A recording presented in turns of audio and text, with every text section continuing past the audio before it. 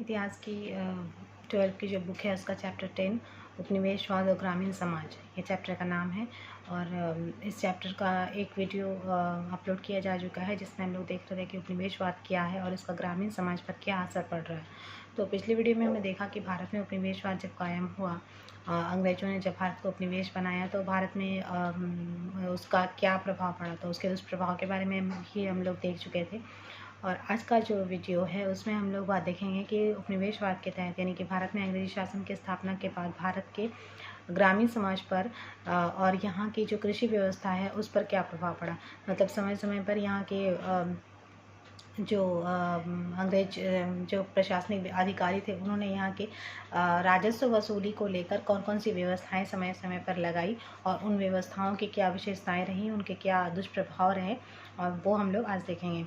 तो राजस्व बंदोबस्त की जो नीतियाँ थी उसमें मुख्यतः 3 नीतियाँ थी जिसे अंग्रेज़ों ने भारत में समय समय पर लगाया, और उन नीतियों के बारे में आज हम लोग एक एक करके देखेंगे। तो 3 नीतियाँ खासकर प्रमुख थी जिसमें है स्थायी बंदोबस्त, रैयतवाड़ी बंदोबस्त और माहलवाड़ी बंदोबस्त। तो हम लोग स्टार्ट करते हैं स्थायी बंदोबस्त से। स्थायी बंदोबस्त व्यवस्था जो थी वो 1793 ईस्वी में 1793 में बंगाल में, बिहार, उड़ीसा, उत्तर प्रदेश, बनारस खंड, उत्तरी कर्नाटक तथा उत्तर प्रदेश और बनारस खंड में लगभग 19% भाग इसके अंतर्गत आते थे। अब ये स्थायी बंदोबस्त है क्या? जैसे कि नाम से ही पता है, स्थायी मतलब निश्चित। तो इसमें होता क्या था कि गांव के जो भी किसी विशेष क्षेत्र के कोई राजा है या कोई तालुकादार है या कोई कुलीन वर्ग है, कोई जमींदार वर्ग है, तो इन लोगों को ब्रिटिश सरकार जो है वो अपना एजेंट बनाकर उस क्षेत्र से लगान वसूली का अधिकार दे देती थी। तो इस तरह से जो ये एक वर्ग तैयार हो रहा था, जमींदार वर्ग, जो ब्रिटिश सरकार का वफादार था, और वो एक तरह से उनके एजेंट के रूप में काम कर रहे थे, जो न सिर्फ राजस्व संग्रह कर रहे थे, राजस्व संग्राहक बन गए थे, बल्कि उन्हें कुछ विशेष अधिकार भी मिले थे।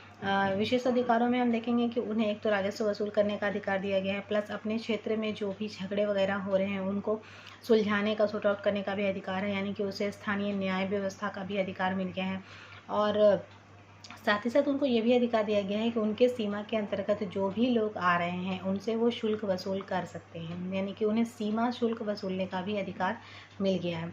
तो इस तरह से हम देख रहे हैं कि एक ऐसा वर्ग तैयार हो रहा है जो ब्रिटिश सरकार के द्वारा तैयार किया गया है और जो ब्रिटिश सरकार के लिए काम कर रहा है, ये एक तरह से उनका वफादार है। तो भारत के बीच में, भारत के लोगों के बीच में से ही उन्हें एक ऐसा वर्ग मिल गया है जो उनके विरोध में नहीं है बल्कि उनके सपोर्ट में है। और ये क्या होता था इसमें कि जैसे कि नाम से पता है कि लगान की जो दर है वो हमेशा के लिए, मतलब कुछ निश्चित वर्षों के लिए निश्चित कर दी जाती थी, और इन जमींदारों को ये जिम्मा दे दिया जाता था कि आपको उस क्षेत्र से वो निश्चित लगान वसूल करनी है।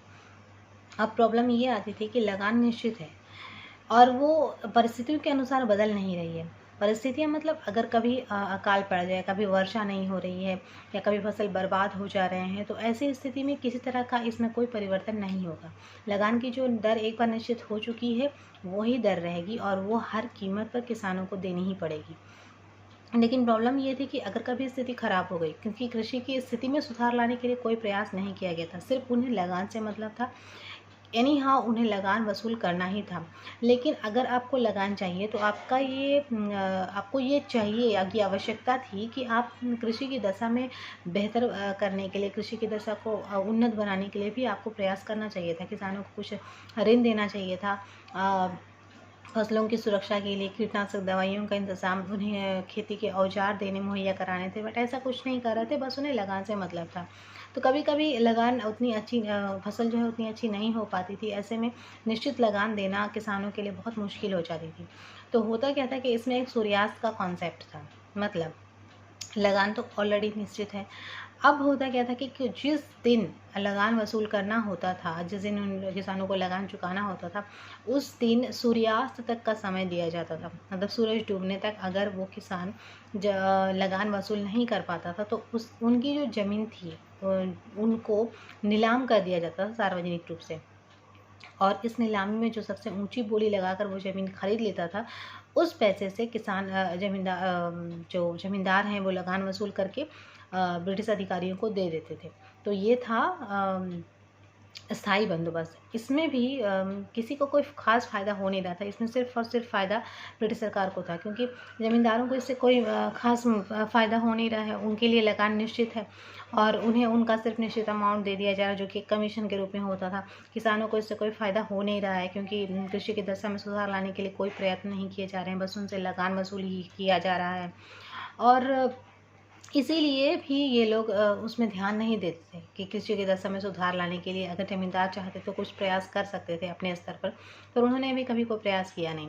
हाँ, उल्टे ज़मींदारों को इससे एक फ़ायदा ये हुआ कि वो क्या करते थे कि वो जानबूझकर ऐसी स्थिति पैदा कर देते थे कि किसान जो है वो लगान वसूल नहीं करते थे। और जब ज़मींदारी की जब ज़मीनों की नीलामी होती थी तो ये जो ज़मींदार हैं वो उस नीलामी में अपने ही लोगों को शामिल कर लेते थे और ज़मींदारों के ही लोग ऊंची बोली लगाकर वो दाम देकर खरीद लेते थे और जो है अपनी ज़मीनें उनके पास ही हो जाती थी। मतलब ये ज़मींदारों की एक तरह से चाल थी। तो जब ब्रिटिश सरकार को ये पता चला कि उनसे इस स्थायी बंदोबस्त होने कोई ख़ास फ़ायदा नहीं हो रहा है, तो फिर बाद में इस व्यवस्था में परिवर्तन किया गया था। तो ये था स्थायी बंदोबस्त व्यवस्था। इसके बाद हम देखेंगे रैयतवाड़ी व्यवस्था क्या। पहले हम लोग थोड़ा इस सारी व्यवस्थाओं का इंट्रोडक्शन ले लेंगे, उसके बाद इनके लाभ और हानियों के बारे में हम चर्चा करेंगे। तो स्थायी बंदोबस्त का हो गया, और ये संपूर्ण भारत के सिर्फ 19% ज़मीनों पर ही ये व्यवस्था लागू थी। अब है रैयतवाड़ी बंदोबस्त। रैयतवाड़ी बंदोबस्त जो है और एक चीज़ बता दूं कि स्थायी बंदोबस्त व्यवस्था जो है वो बंगाल में लगाई गई थी, स्टार्ट की गई थी, और इसे लगाने वाला था लॉर्ड कॉर्नवालिस। ये नाम नोट कर लेना। उसके बाद हम देखते हैं रैयतवाड़ी बंदोबस्त क्या है। तो रैयतवाड़ी बंदोबस्त जो है वो 1792 ईस्वी में यानी कि 1792 में लागू की गई थी। यह व्यवस्था बम्बई, मद्रास, असम के अन्य प्रांतों में लागू की गई थी। और इसके अंतर्गत औपनिवेशिक भारत की 51% भूमि आती थी। मतलब संपूर्ण भारत की 51% जमीन पर रैयतवाड़ी व्यवस्था लागू की गई थी। और इस व्यवस्था को लागू किया था वारेन हेस्टिंग्स ने। तो अब हम जानने का प्रयास करेंगे कि ये व्यवस्था क्या है। जैसे कि नाम में ही दिख रहा रैयतवाड़ी, रैयत का मतलब होता है किसान, यानी कि ये वो व्यवस्था थी जिसमें किसानों की अहम भूमिका थी। मतलब ये व्यवस्था सिर्फ किसानों की और अंग्रेज सरकार के बीच की व्यवस्था थी। इसमें बीच का कोई भी वर्ग, जैसे जमींदार वर्ग या ठेकेदार, इनका कोई बीच में रोल नहीं था। ये सिर्फ किसानों की और ब्रिटिश सरकार के बीच की व्यवस्था थी, जिसमें सिर्फ ये दो ही लोग भागीदार थे। इसमें बीच के जो ठेकेदार वर्ग थे, जमींदार वर्ग थे, इनको हटा दिया गया था। इस व्यवस्था में क्या होता था कि जो भी लगान की दर वसूल की जाती थी वो सीधे ब्रिटिश सरकार के अधिकारी ही जाकर किसानों से वसूल लेते थे। इसमें बीच में किसी तीसरे वर्ग का कोई महत्व नहीं था। इसके बाद हम देखेंगे महालवाड़ी व्यवस्था। महालवाड़ी व्यवस्था क्या है? यह व्यवस्था उत्तर प्रदेश, मध्य प्रदेश, पंजाब में लागू की गई थी और औपनिवेशिक भूमि का 30% भाग इसके अंतर्गत आता था। मतलब संपूर्ण भारत के 30% क्षेत्र पर महालवाड़ी व्यवस्था लागू की गई थी।